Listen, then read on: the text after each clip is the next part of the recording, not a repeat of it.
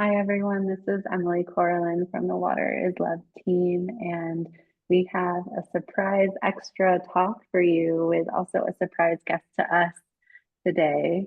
But first, I'll introduce Teena, and Teena is a dear friend of ours who's visited Tamara and was part of the Defend the Sacred Alliance back in the day, and she's also a youth mentor, facilitator, and filmmaker. And she is a digital artist who's turned activist, and her work has spanned from documentary features and short satires into improvised narrative films. And she focuses a lot on human rights issues and civic engagement through storytelling. And currently, she is focused on land stewardship and deep community with people, place, and our planet in a land called Three Creeks in Payahuunadü, also known as Owens Valley. So, welcome, Teena. Thank you so much for setting this up. Yeah, thank you for having us, Emily and Martin. It's so sweet to be back together after so many years. And I'm really blessed that our dear friend Tokata Iron Eyes is joining us. Tokata is someone that's hard to say in a few words. She's amazing human being that one of the first youth I ever got to work with in media, actually, out at Standing Rock, and was a huge part of the Standing Rock media campaign with this water is life message that came through clear and strong in those times. And since has traveled the world speaking and empowering youth everywhere and has started being the spokesperson for Lakota People Law Project and helping create content and media for them, as well as starting her own band called 100 in the Hand, which is just extremely powerful to see her in her gifts of public speaking and fighting for the people and bringing her strong, powerful voice in such a beautiful way. She's such a talented singer. So happy you're here, Tokata. And really my mentor. Tokata is one of my mentors. Thank you. Thank you, Teena. Yes, and Teena was actually one of my mentors. And Teena taught me how to edit and film at a point in my life also where I had only ever been in front of a camera and it had never felt like a question to anybody that I had worked with in the past as to whether I guess it was just the first interaction that I had with like somebody in media that was reciprocal and where I always knew what was happening with my image. And Tina always made sure to really involve me in the process of like making something and making sure that I felt always really well represented by what was on the screen or and that I felt that I had power to also make changes or um really represent myself in a good way. And we started doing all of the social media for the Standing Rock Youth Council because at that point when I met Tina, I was the president of the Standing Rock Youth Council and I was like 13 or 14. Um yes, and we did a lot of really meaningful work together. Um and I can only hope to do more. So yes. Well, thank you so much for joining us today, and thank you for being a part of the Water is Love film and being a part of that story during your time at the youth camp in Tamara. And it was also during the time of the Defend the Sacred conference. And yeah, that was just also a pivotal moment for our team in collecting that footage and getting to know you and the other protagonists in the film. So thank you for being a part of it. Yeah, it's such a Yes. joy to be with the two of you again. And maybe we can just talk a little bit about Standing Rock as well and this whole movement because yeah, it definitely started Defend the Sacred Alliance. It was also huge in the struggle that we had here in Portugal against offshore oil drilling and fracking, which was a victorious campaign, canceling 15 contracts between in just like 1.5 years, and the help of both of you has been fundamental to this. And yeah, Tokata, you were really young as a Indigenous youth leader in that movement that grew from like literally a few dozen people to like tens of thousands of people, and changed activism around the world, I think forever. I'm curious how you look at this now, the significance of what happened, and how it continues to inform your ways. And then we, yeah, also want to hear from Teena. Yeah, I mean, Standing Rock definitely set the trajectory of my life. I before that, I wanted to be a doctor or a lawyer like my mother or my father.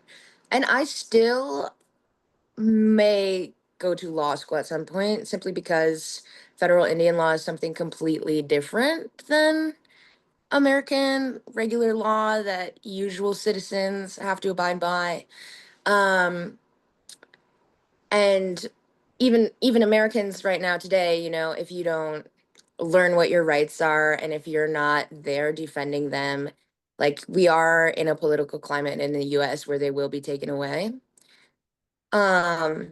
But Standing Rock was fundamental, I think, in teaching me that it really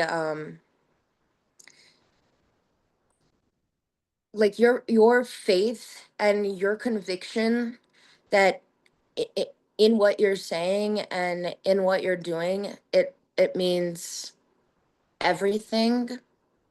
It's not about how presentable something is. It's not about whether people agree with you. It's about the amount of effort that you're willing to lend to something that you truly believe in. And when it comes to something as simple as like human access to clean water, I mean, for me at 13, when that movement started, there wasn't a question. And I had the incredible privilege of being surrounded by adults and family who um, weren't weren't just going to sit idly by and watch that happen.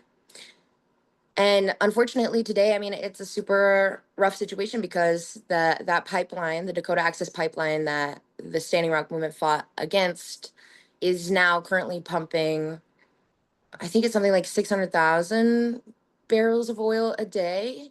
And I think they were trying to double the capacity of the amount of oil that it was pumping through the ground just recently. Um, and this is a pipeline that is still functioning completely illegally. So at the time that I had given the interview, I think that they were still like wrapped up in lawsuits, and there might still be some active litigation right now because the Dakota Access Pipeline, before even like there was a camp physically on the ground, um, the pipeline company was made aware of a grave site, like an area very heavily littered with human remains. And this is right where, rest in peace, our matriarch, LaDonna, had decided that she was going to um, like because her son and her family was buried on her land near Cannonball where this pipeline was being built. And LaDonna, you know, was instrumental because she let the people use her land as the place to start this physical opposition, this physical embodiment of the way that we felt, which was you will have to actually go through us if you want to get to this water or to this land.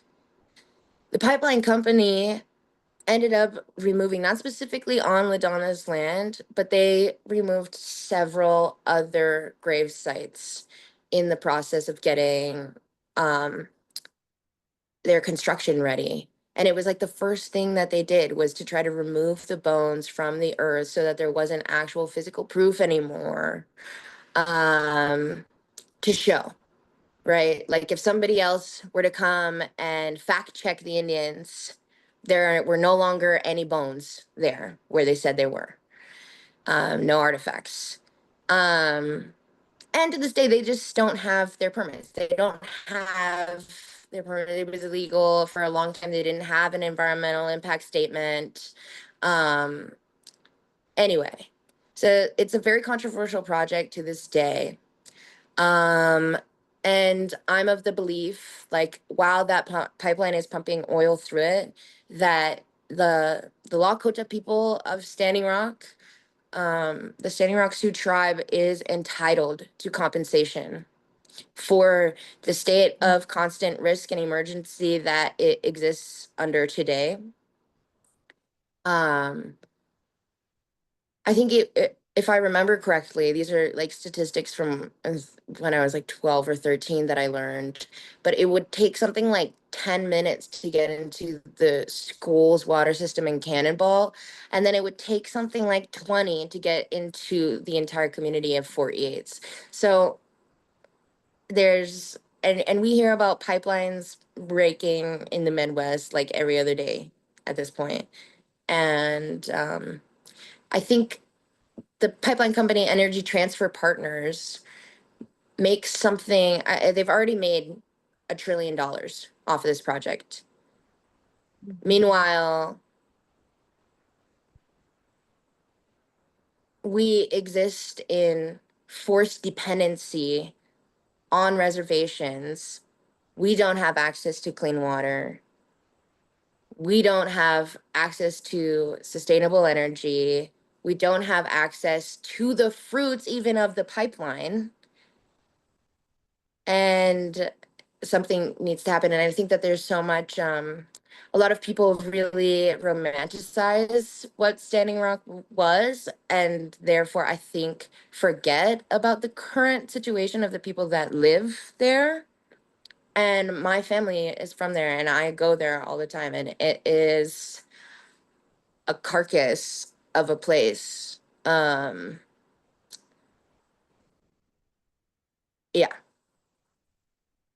I don't know what the question was. No, thank you. It was about like the significance of this movement and what it means for you now, how you look back at it. Yeah. Yeah. But I think you responded. I definitely responded. I'll say one more thing, which is that it definitely emboldened Native people everywhere on a different scale. There, first it was like a complete acknowledgement of the just like colonial influences even within traditional people and practices. So how we had inherited patriarchy, or how we had inherited racism against ourselves and against other minorities.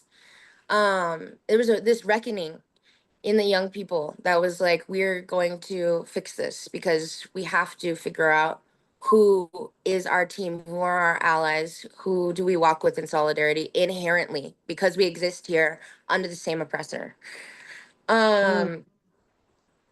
And there became a call universally amongst Native people for land back. Physically, give us the land back. We are its traditional stewards. We know how to exist with it in a positive and net positive way. And we belong to it. There are indigenous people all across of America who have ceremonies and traditions that are millennia old, older than Christian stories of Christ. These practices have been here of this place for forever. And that has to stand for something, or what does any of our history actually amount to when we reference it in our own realities? Yeah, and so I think that's where, like, I think Native people just understood, like, man, these people don't want to negotiate with us, and they don't want to see us as equal parties who are coming to a table to have a conversation. They want to force us into a place where we are somehow a villain, where we are somehow the violent ones. And we have to constantly strategize about how to give ourselves dignity in this process. And land back is the answer. Thank you so much. That's cute. And Teena, you are also in Standing Rock, and we could ask you the same question, right? It was a pivotal moment for you, and how was your experience there? How has it influenced your path, and how has it shaped your personal transformation and approach to leadership, activism, and healing?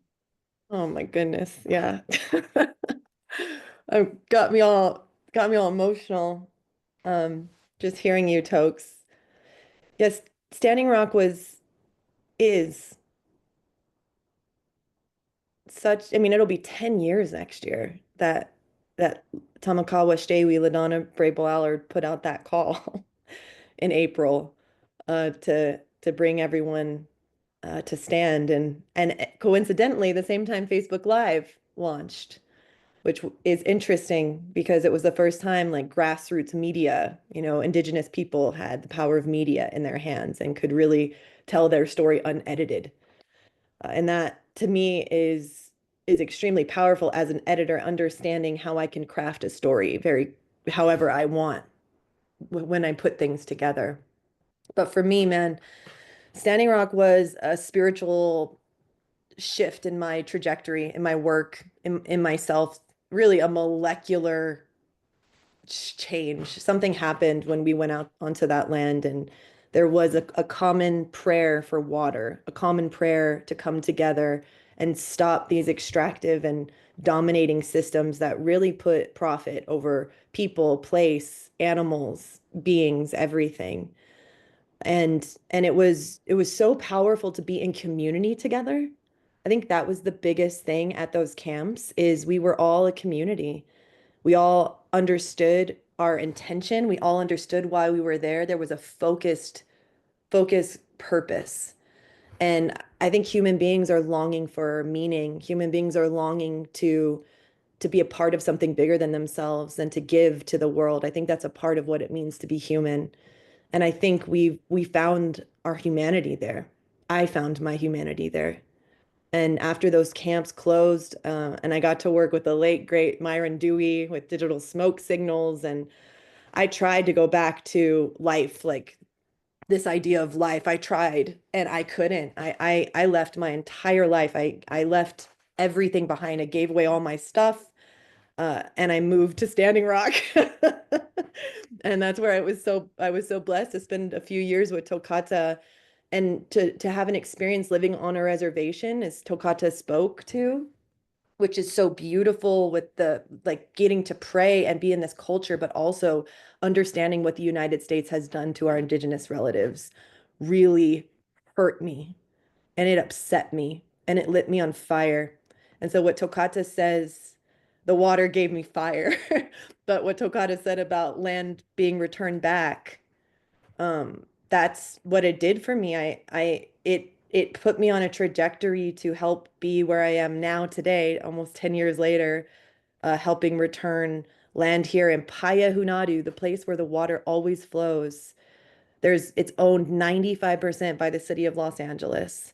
And the tribes only own 1/3 of 1% of their homelands. And they are one of the largest tribes in California, and to have nowhere to grow and have nowhere to go because they're stuck on these small reservations. So Three Creeks is a prayer. Three Creeks is a hope for the water to return in a place where people can come to experience feeling that water, feeling the flowing water, and then being able to walk out and hopefully be a part of the healing that's needed in our extractive world. But it's all about the water. And it's my whole life has become about the water since Standing Rock. And I believe the spirit of the water called us all, every single one of us that came out there together. And I'm so blessed that it brought Tokata and I together, because really the youth in general, Tokata really though has transformed me as a human being as well. A lot of like she mentored the crap out of me when when she was 13 and I was in my 20s, you know, like she was my mentor. She taught me so much just by how she showed up in the world. And the youth just lit me on fire too. I'm so inspired by that pure innocence that they still hold and their the ability to stand strong too. There's like an innocence and a strength in the kids. That's why I like to work with youth. That's why I continue to work with Earth Guardians and I continue to find ways to, yeah, like Tokata said, teach youth how to not like tell a story, but how to share their story fully without being edited, without being scared. Because really the power of the story is how we need new narratives. We need stronger narratives right now in this time. And we need people to feel in their dignity, like Tokata said. And being able to tell your story is essential to finding your dignity. Thank you so much for that and sharing that story. And um, something that we ask all of the people we've been interviewing is, what is your spiritual relationship to water?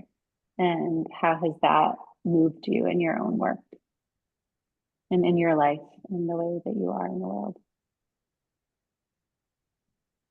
And this is to Teena and then maybe to Tokata after. Then Oh, me you can first? continue and then Tokata, yeah. Okay. How has it? I remember I remember LaDonna always having us, we talked to our water out when we lived in Fort Yates. Like it was a constant relationship. There was a shift after the Standing Rock prayer camps for me of being aware of the consciousness of the memory of the life of water, the love of water, and really understanding we're water bodies, that's what we are, and that our interior landscape shape our exterior experiences. So if our waters are polluted, if we're not well, if we're not tending to our places, and a lot of people we have these kind of polluted bodies of water walking around. If we're not cleansing ourselves, we're not really able to give to the world. So for me, that's what it really taught me was that I have a deep relative. I have a life force that's running through me that is shaping me, that is helping me listen, and that wherever I go, those waters are communicating with my waters inside of me. And there is a conversation going, and really it that like this whole idea that we as human beings can do anything, that we can have strategy and we can like fight these pipelines, fight these like huge municipalities. You know, it was amazing to come together in Portugal and actually see some things change and see that offshore drilling stop. It's so beautiful to have big wins like that together. And that's not always the story because these companies are so powerful and they have so many resources to throw at us.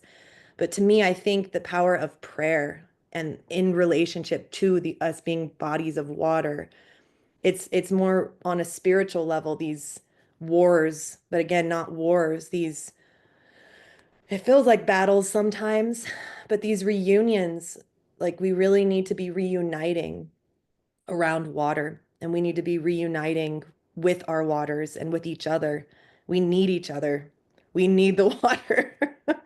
Like how else are we actually going to survive? And really going to India and meeting Dr. Rajendra Singh and bringing some relatives from out here in Payahuunadü to India, that was life-changing. That moment to actually see someone who had no resources, only like prayer and a little bit of knowledge and how to actually communicate with the landscape to drop the climate like that by 2 degrees in a region just shows the power of water bodies of people if they really come together. And so I think it's about activating the water inside of us to actually tell us what to do instead of think we're figuring anything out. Like our brains are 90% water too. So, I mean, They're talking. What about you, Tokes? Um,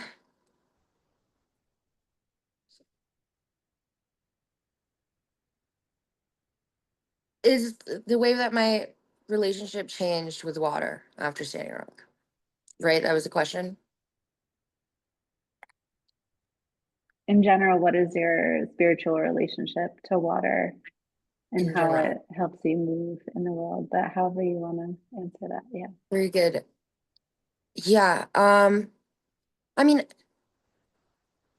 in our creation story, and maybe this is just because I was just thinking about this for Earth Day. I made a video for Lakota People's Law Project that was just me retelling the Lakota creation story. And the biggest piece of it that's super relevant to this, I mean, it's all super relevant, but um, so the world starts in darkness, which is a god or a deity or an entity called Ha. Then the second being is this being called Ea, which is like now people refer to it as like stone or rock. I think maybe this is just like worldly matter, condensed worldly matter. And Ea is in the darkness and he's lonely. And he decides that he's going to make a companion by spinning himself. And so he starts spinning and he comes apart into these different forms. And his body like becomes like whatever, yeah, his flesh becomes the stone of the earth and it makes the figure of the earth. And his blood becomes all of the waters, the oceans, the rivers. That's this being's blood, his life. And then his spirit becomes the atmosphere. Like, yeah, when we talk about the ozone or just the sky generally, we're talking about this being's spirit and where it exists and how it looks today. Um, and it's why we have a ceremony. The Lakota have a ceremony called the Sundance, and it happens every single summer. And it's a really important ceremony because it essentially is our opportunity as human beings to give back to this entity that gave of itself to make the world for us. And we go without food and water for 4 days and for 4 nights. And we pray and we give flesh, we give a little tiny piece of ourselves, of our physical form, to recognize the sacrifice of this being called Ea. And I think what's really significant about this story to me is that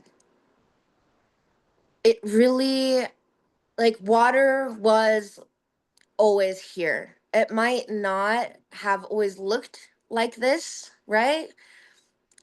But it has literally always been here, and it's older than the sun, according to Lakota people, Lakota cosmology. It's older than even comprehensible to the human mind in the way that we speak about time. And it deserves the utmost respect. Today, people, I think, I mean, and growing up Lakota, like I was able to recognize all of the different like things around me that most people look at as inanimate objects or resources. I had a reference point to understand that they were parts of a body of a god.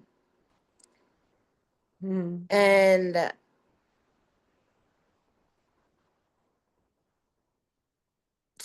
still to this day, I haven't sundanced. And to be real, we say that women don't have to Sundance. If you have a womb, you sacrifice enough of your actual physical form already. But so men have always Sundance since the Sundance came about to recognize this entity and the fragile like balance that we exist within.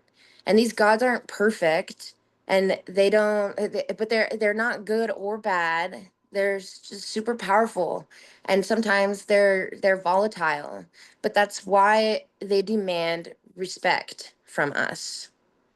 Yeah, and that's how I think about water today. And yeah, and it is listening because it's alive, so you should talk to it and pray with it.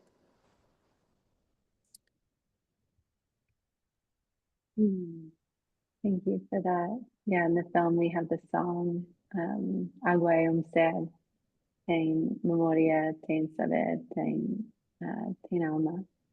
And it means water is a being. It has memory, it has knowledge, it has soul. And we play that several times in the film. And I think that's also part of what we wanted to convey. Also, it's not just about moving matter so that we can have autonomous water rights to our water, right? It's actually like that deep responsibility and respect of water that we hope came out in a certain way. And it might not, we didn't want to like put it in people's faces, right? But we definitely infused the film with that so that it could just like seep into their being as they watch. And that was definitely definitely an effort on our part to communicate that as well. So thank you for also telling that part of the story in the film about water. Yeah. Yeah. Maybe we can also just go a little bit into both of your work now, how it relates to this as well. So Teena, you're working with youth and community and media activists. So maybe you could talk a little bit about the role of storytelling and creative expression, how that relates to collective healing, collective liberation. Yeah. Thank you. It's so great to be with you all. You know, what I really appreciate about your film, about Water is Love, is that the film industry it has become very extractive. The way that these people and production companies come into communities and extract their stories for spectacle, for fame, for attention, for really the wrong intentions, has really been extremely disheartening for me. Working in the film industry was one of the most dehumanizing experiences of my life. It was so extractive. It hurt so bad to do that work. So going to Standing Rock and actually creating conscious content with people like Tokata and Chase Iron Eyes and Who's LaDonna, walking in the back of the picture? who was walking in the back. But really, they, and as I'm filming too, I'm praying. I pray all the time. And Michelle Cook, our dear friend Michelle Cook of Divest, Invest, Protect, she was the one who told me, she's like, Teena, film is a prayer. It's you're encoding. Whoever's documenting, whoever's holding that camera, whoever is really capturing, if we want to call it that, that essence, like it's being encoded into the images that you're putting out into the world. So I became very, since Standing Rock, prayerful in my documentation when I am actually with people. And what I felt about y'all's film was it was an experience. And that's what we need in storytelling. We need to create content that actually calls people into an experience, does not talk at them and tell them all the things that need to happen. We need people to actually experience the story of the water. We need people to ask questions. We need people to understand their stories are important for people, other people to gain values, to understand meaning. Everyone's story is valuable. That's what true value is the power of your own personal story. Um, and Right. everyone Yeah. and instead we've, here even in Payahuunadü where I live now, there is a place right down the way. This is literally my dear mentor, Gigi Coyle, ran this place for 25 years. And when she was really selling, she had to move on and was selling this place and really asking for the right people to take this place over. It was clear and obvious that it needed to be the indigenous communities. It was clear and obvious that people, the water people, the Paya people needed to come back to the Paya. And I found out that in this valley of extremes of extraction, of water extraction, of mining, of gold, of lithium, of pearlite, of film, there was 400 cowboy and Indian films made here. All those old westerns that you watch. So even Wow. in this industry, in this valley, you see the toxic stereotype that was perpetuated through the film industry of the cowboy and the Indian, which is still done today and which is romanticized in such a deep and ugly way. And like little kids are still running around playing cowboys and Indians to this day because of the power of story, because of the Mm. power of or because of Los Angeles. So I think our storytellers and our filmmakers have a huge responsibility to actually be putting content that is conscious and rejuvenated or Mhm. rejuvenative Rejuvenating, I guess. Yeah. yeah, out into the world with intentionality. Mm. And a lot of these films I watch, the intention is not necessarily to wake up or activate the waters of the viewers. It's to create a spectacle and to gain attention. And so I really am curious of how we actually use film, make believe, dare we say, to actually make new beliefs.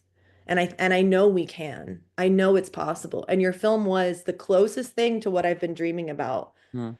that I want to create here soon for the people of this valley to help people really understand the importance of understanding the water cycle. I mean, come on. A broken water cycle is the problem that we're experiencing here in Payahuunadü. And then the Los Angeles Department of Water and Power is trying to put band-aids like mitigation. They dried up the second largest lake in California in less than 10 years. And the way they mitigated it was putting sprinklers. Instead of putting water back into the lake, they put sprinklers. $2 billion of Los Angeles's tax-paying money went to sprinklers on a lake. And Wow. It's and really I imaginative. and I sit there after going to Dr. Rajendra Singh and going to you all out in Portugal and seeing what real rejuvenation looks like, what real water returning looks like. And I just, I'm here now trying to pray for the right narrative to help call Los Angelinos and Los Angeles in, and working with people like Tokata and Chase might even come out and help us, and calling in some amazing activists to come and really ask, what do we need to say to the city of Los Angeles to get them to understand that where water is, water comes. So if we actually spread the water the way the indigenous people did for millions of years, like on this land, this would be a totally different landscape. Everything would look like this beautiful piece of land that's just been returned to the tribes. And everything will look like it. It's just poor water management and greed. That's what it is. They are greedy. Everyone is in this scarcity mentality right now, especially Los Angeles after these fires, trying to blame it on having a lack of water. No, it's a lack of management of water, infrastructure of water, and really respecting it as a life force and not as this resource that we can do whatever we want. It's just water. No, Mm. and I said this earlier before we started, but really it's not a water war. Like the water is calling for reunion with the land. That's what's happening right now. And we as the people have to rise up as water bodies to be the voice of that. Um, so that's where I am now in my work, and I'm really about to start using film in the way I've always dreamed, with community, always mentoring. I think it's always important to mentor while you're filming. I don't feel this, again, extractive nature of people coming in and showing you how it's done versus leaving you with skill sets to be able to continue to create your own is important. So we're about to start doing some really amazing filming, I think, out here, and I'm really excited to help share this story and come together as the voices of the water, as the bodies of the water, to really hopefully activate and shift and change the city of Los Angeles and heal the film industry, even bring a little healing to this industry that's been so extractive. So I have big dreams, but I think it's possible when people come together. I mean, I felt it out at Standing Rock. I feel it every time I talk to Tokata. Mm. And I feel it with each of you too. So I'm grateful for this water gathering. I hope I answered some of that. Amazing. Yeah. Thank you so much also for this full heart of your passion and creativity and everything that goes in there. Yeah. Tokata, I wonder if you want to talk a little bit about Lakota People's Law Project and the struggles that are going on there. And I mean, you also before you spoke about this, like you in a way called onto non-Indigenous allies to not romanticize Standing Rock. And, you know, besides all the positive kind of awakening that this movement created, there was also this massive backlash against Indigenous people and even environmental movements. They're now trying to, you know, sink Greenpeace over Standing Rock. Yeah, I'm curious about what you're doing. Yeah, I was also going to bring up the slap suit because my father actually, I think he testified. You testified right in the beginning stages. North Dakota suit. Oh, It wasn't against Greenpeace, it was against the United States of America. oh, I see. Same testimony. Same testimony. Hi, Chase, by the way. Yes.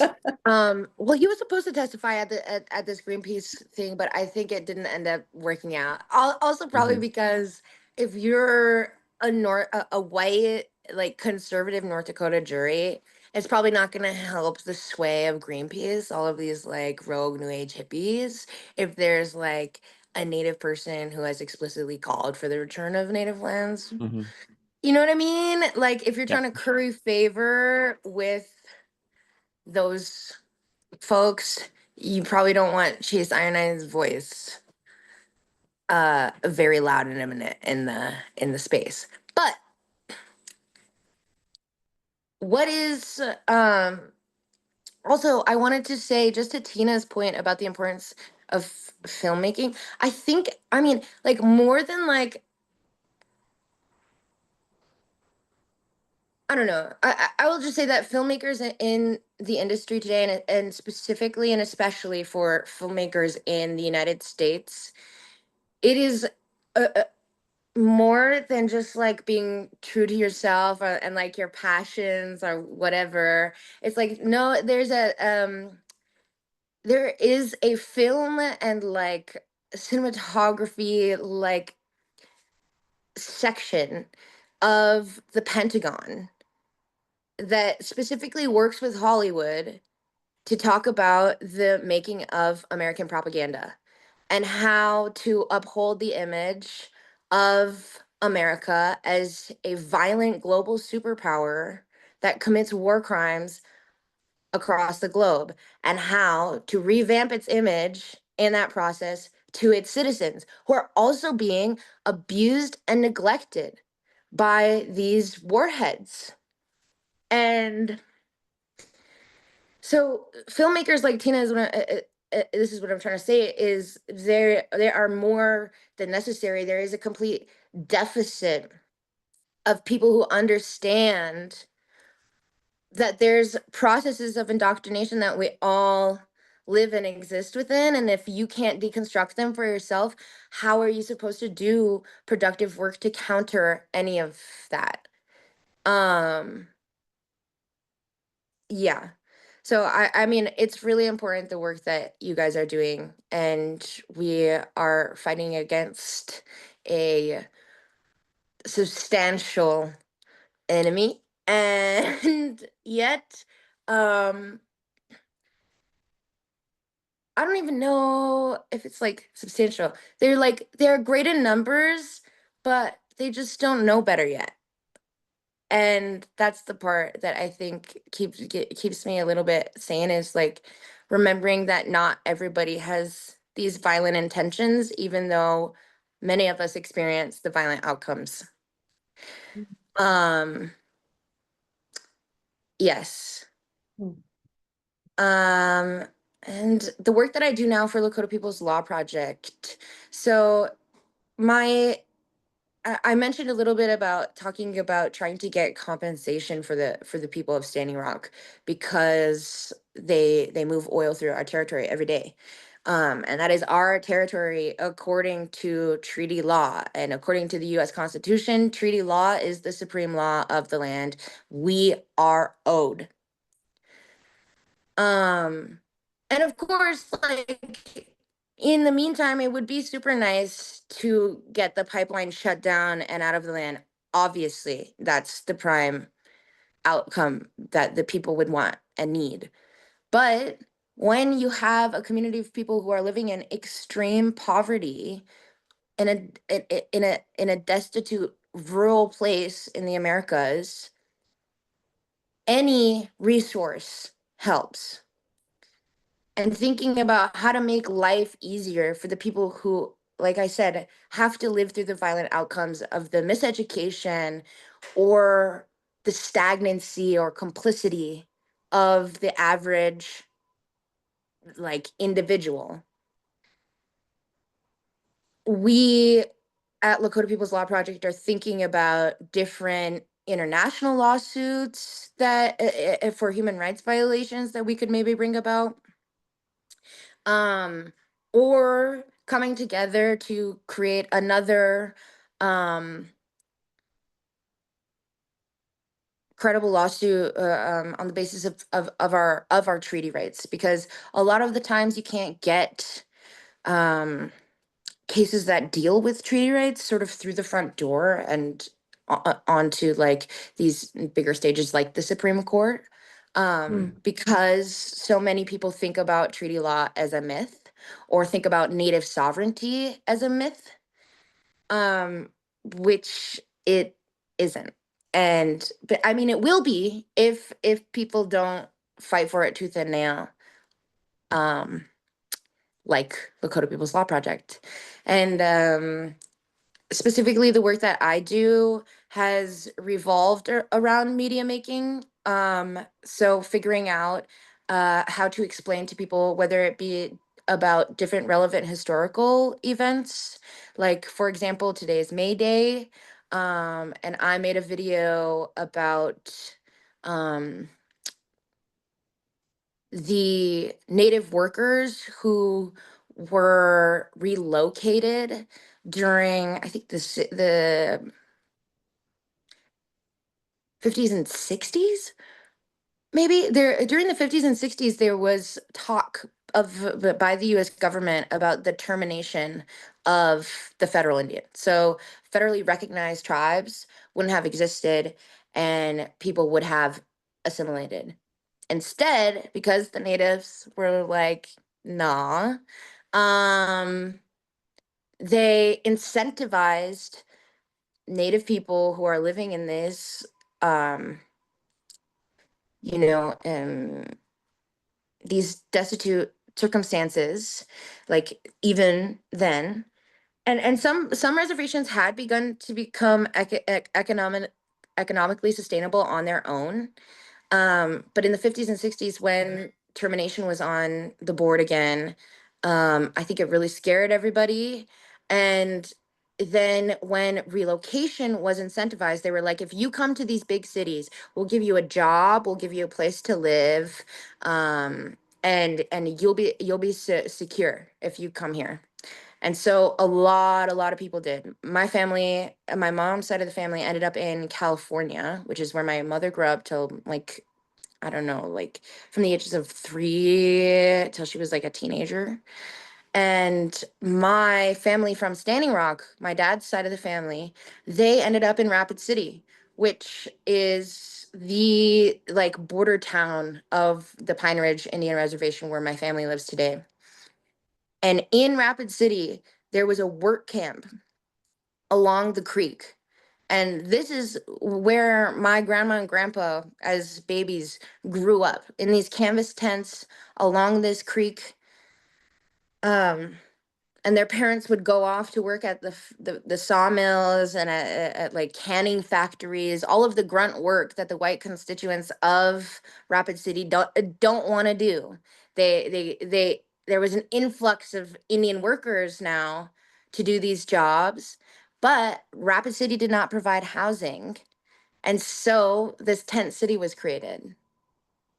And that was how they lived. And so just connecting, you know, the struggles of Native peoples, our histories, and our plight for our own rights to the fights for human rights around the globe. Because if we want to talk about workers' rights, I mean, and especially workers' rights in Rapid City today, we have to acknowledge the mistreatment of Native peoples, the amount of Native prison labor that there is today. Statistically, I think it's like Native people make up something like 3 to 10% of the population, but we are 60 to 80% of the prison population in this city. And today, still along that same creek where my grandmother grew up in a canvas tent, there is a crisis of homeless Native people who live along this creek today, and can't get work in their own homelands. So yeah, so this is the type of work that I want to do for Lakota People's Law Project. And this summer we're gonna start doing a lot more in-person events. So teaching people about how to interact with cops, how know your rights trainings, how to interact with ICE. What rights do you have in the context of all of the people who are trying to take yours away, and how can we defend them? How can we educate ourselves sufficiently to be able to protect ourselves in this day and age? Yes, that is what Lakota People's Law Project does today. And we get, I mean, unfortunately, I mean, it's a hard time because, you know, the Donald Trump administration really has threatened a lot of organizations that help brown people or poor people or I don't know, anyone marginalized, based on this DEI stuff, trying to eradicate diversity, equity, and inclusion from our world, I suppose. But also like classifying different people as terrorist organizations. So you have to be super careful right now about what you say, how you say it, who you're speaking with, and in the context of what. Like, it's really sort of a dire time. Um, I mean, this is private, I don't know, but we might, we were helping a like mutual aid or an aid organization that was sending aid over to Palestine and Sudan, and we were their fiscal sponsor. And they're getting like, you know, they're essentially under investigation for terrorism now, and we are implicated because we help them. And of course they're not going to find anything and it won't come of anything, but it may rock the boat enough for that we have to stop our work in a short, you know, for a time. We have to reorganize ourselves completely to again jump through more loopholes to justify that we aren't the violent ones in this conflict. Yeah. And there's, I mean, like the terrorist label comes from Americans' perception of the American Indian, comes from white perception of Indigenous bodies as something inherently violent. That's like what it is. And so it's crazy to think about how we're back here today. Yeah. Thank you for that context and the importance of kind of recognizing how these movements and moments relate to each other. I think that's really, I think it's something that we don't talk about enough, and that American people especially don't see so clearly. So thanks for bringing that up. And um, back in my early 20s, I was part of the anti-fracking campaign in New York and worked on the two-row wampum renewal campaign. And what that taught me as an ally was that it's not just the treaties of the Haudenosaunee people. It's also our treaty, our people's treaty. We share those treaties, right? So it is also Yes. my responsibility to do something about them when they're being violated, especially by my own people. And so that was part of our work in New York to say, hey, actually, we have a treaty that we have to uphold or we're violating the Constitution. And Governor Cuomo quoted the two-row in that work when he banned fracking in New York State. And so I just want to remind our viewers, like we also, as allies, as non-Native people, have responsibility to uphold those treaties and to show up and to do what we're asked to do. And so I guess I have an extra question for you, which is like, how can allies and non-Native folks, American citizens, help you out? Like, what is the ask? How can we support the treaties to stand? Yeah. One of the projects that Lakota People's Law Project is working right now.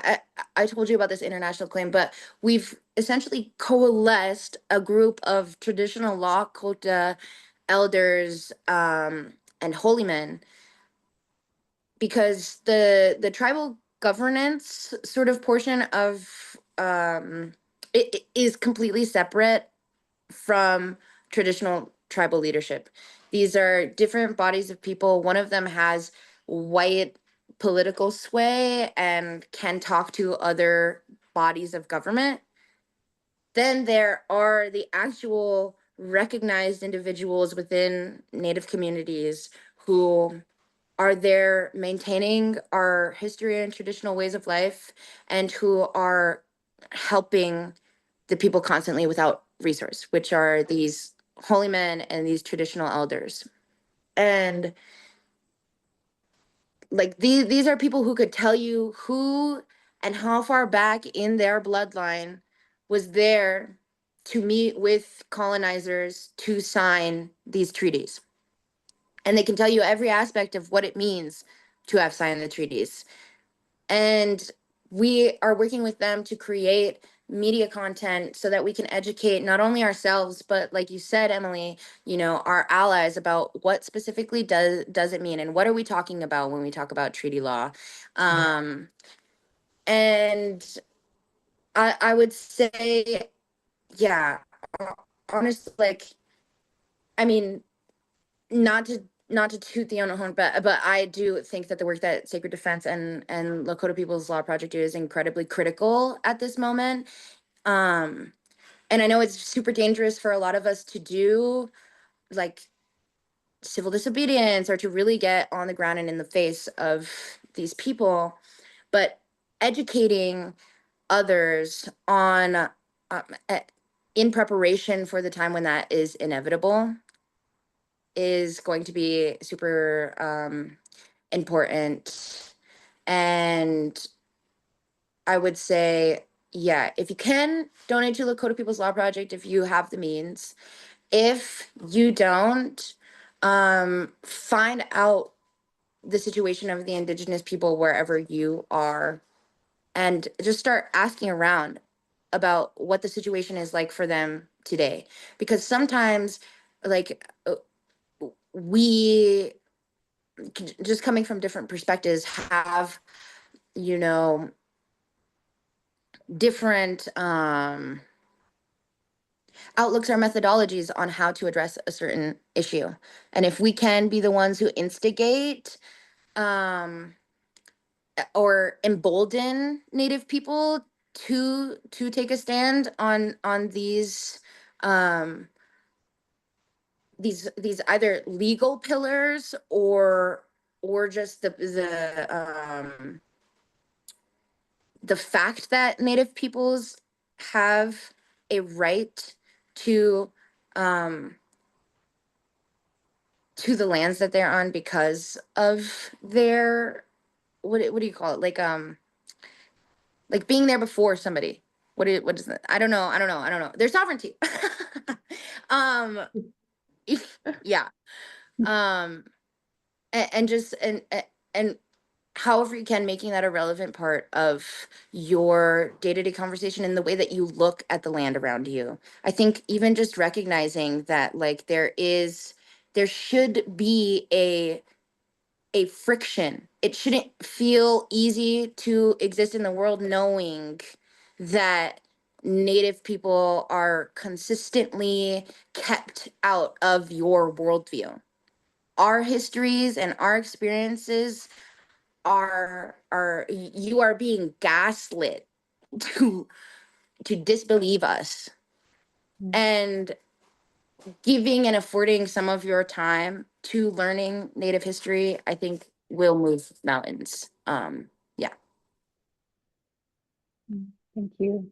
And we'll put those links also to donate to the Lakota Law Project in the video. And so if you feel moved to donate, you can do that. Thank you. Martin, do you want to ask the last question?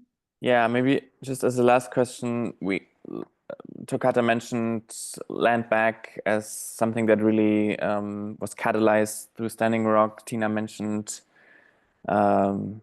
land back as an experience in Payahuunadü, where you live.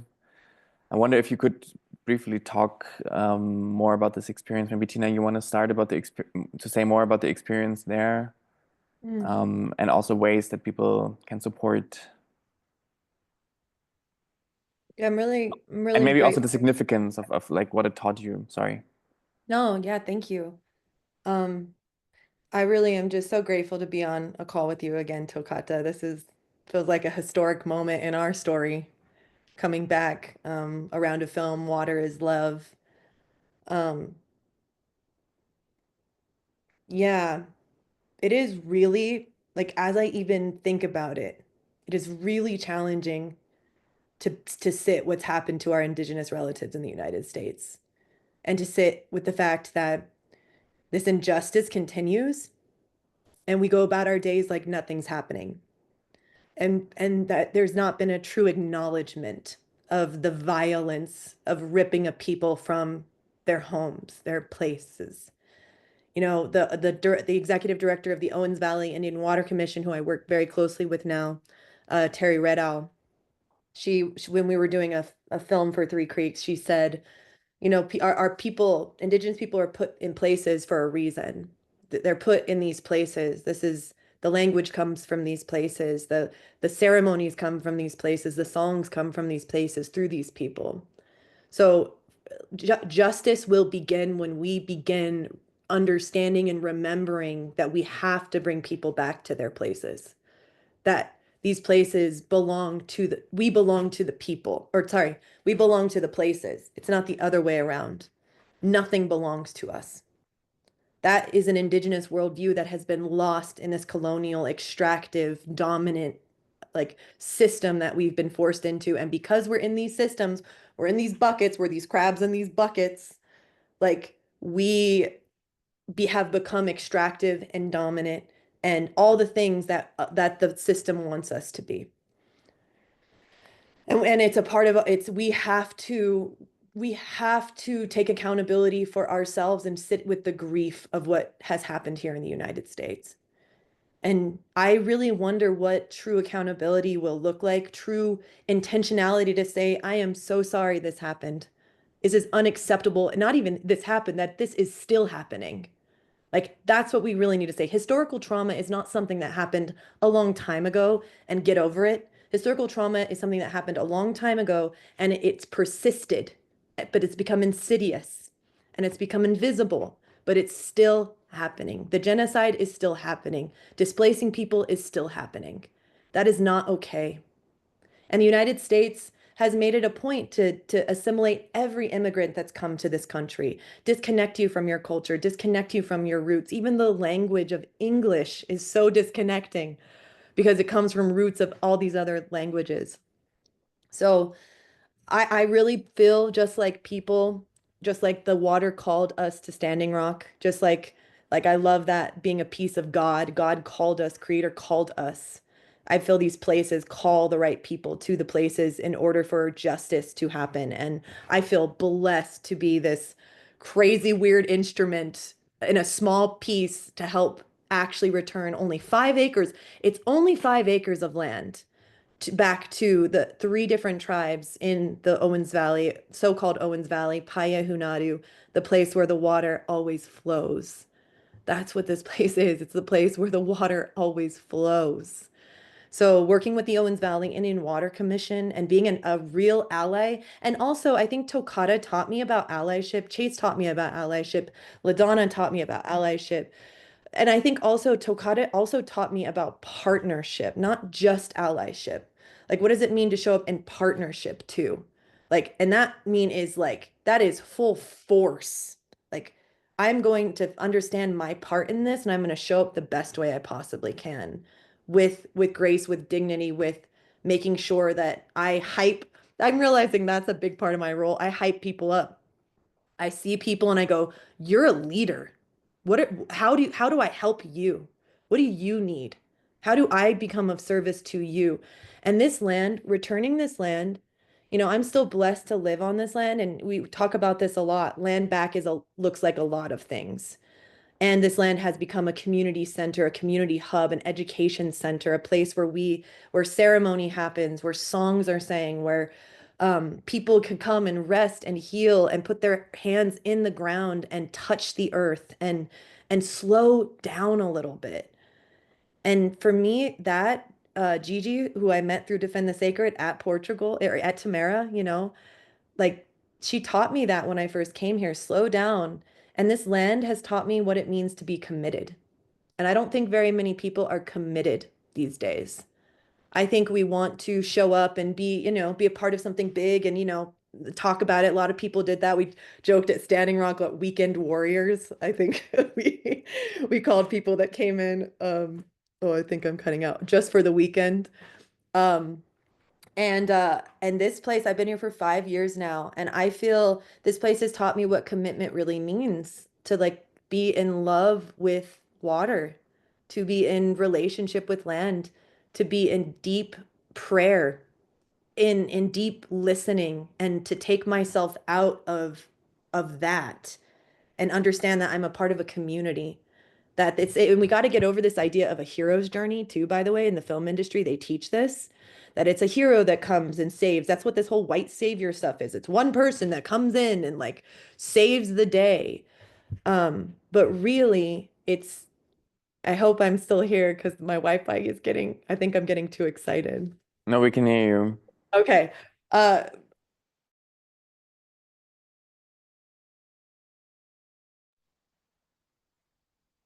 Can you still hear? Spoke too soon. Yeah, no. No, it was She just I was cut. that was premature.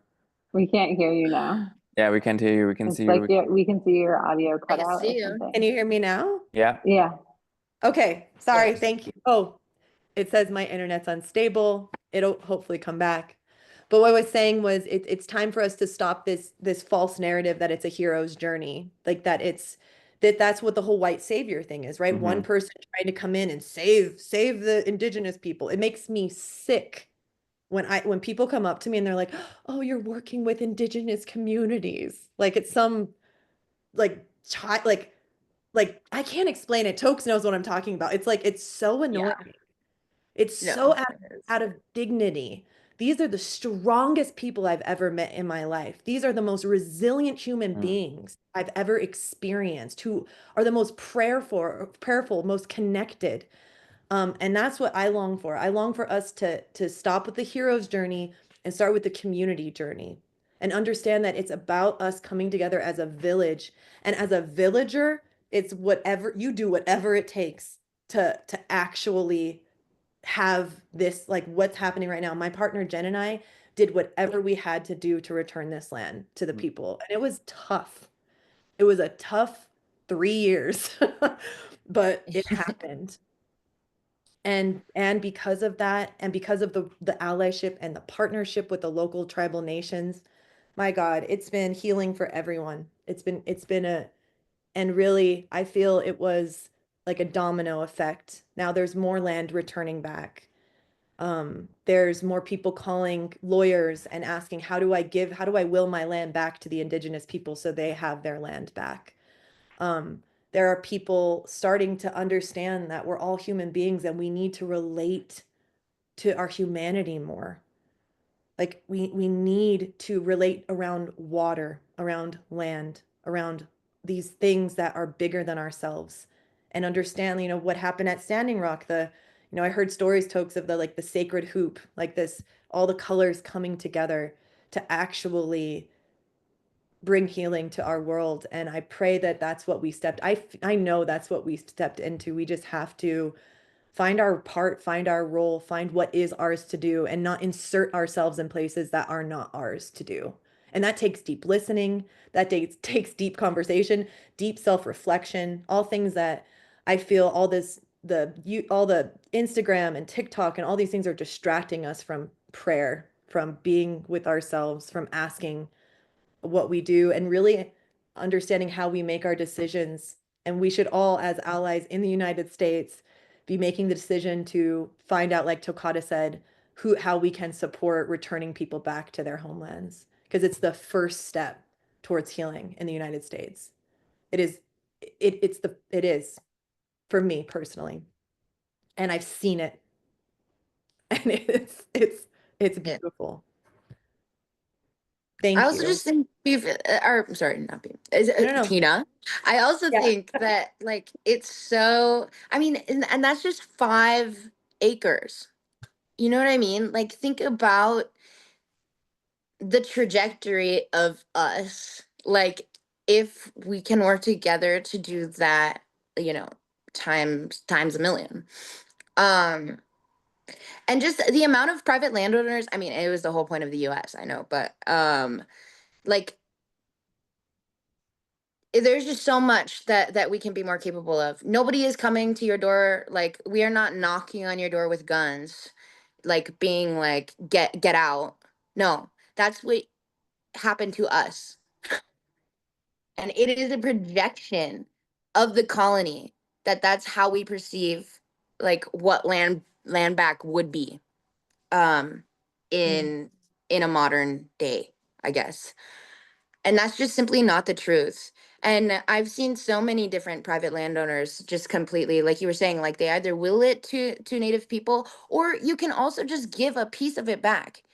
Like it doesn't um we can move slowly, and we can move in small little ways first, if that's what it takes, if that's what people need. Like we can do that. But it is violence to stay complicit, and it is violence to remain stagnant in the way that things are now.